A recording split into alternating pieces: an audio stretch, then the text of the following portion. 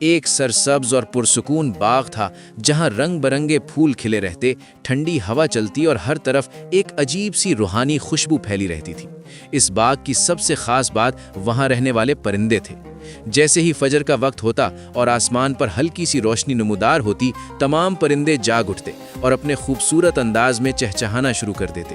یہ صرف آوازیں نہیں تھیں، بلکہ یہ سب اپنے رب کی تسبیح اور حمد بیان کر رہے ہوتے تھے، کوئی نرم دھن میں، کوئی تیز آواز میں، مگر ہر ایک کے دل میں اللہ کی محبت اور شکر ہوتا تھا۔ ایسا لگتا تھا جیسے پورا باغ سبحان اللہ، الحمدللہ، اللہ اکبر کی صدا سے گونج رہا ہو۔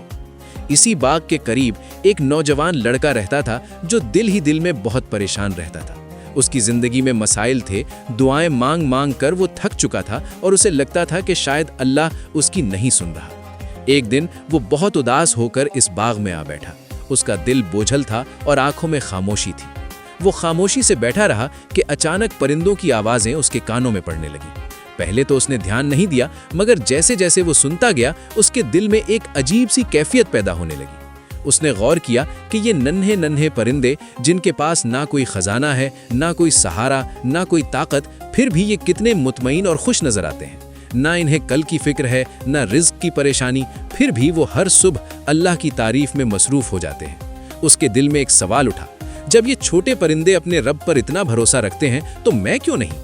وہ خاموشی سے ان کی آوازوں کو سننے لگا اور آہستہ آہستہ اس کا دل نرم ہونے لگا۔ اسے محسوس ہوا جیسے یہ پرندے بھی اسے سکھا رہے ہوں کہ اصل سکون اللہ کے ذکر میں ہے۔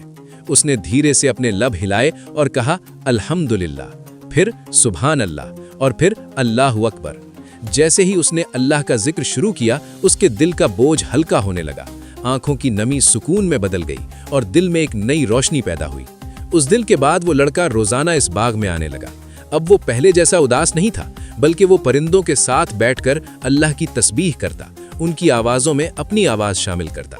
وقت کے ساتھ اس کی سوچ بدل گئی، اس کا دل مضبوط ہو گیا اور اسے یقین ہو گیا کہ اللہ ہر حال میں اپنے بندے کے ساتھ ہوتا ہے۔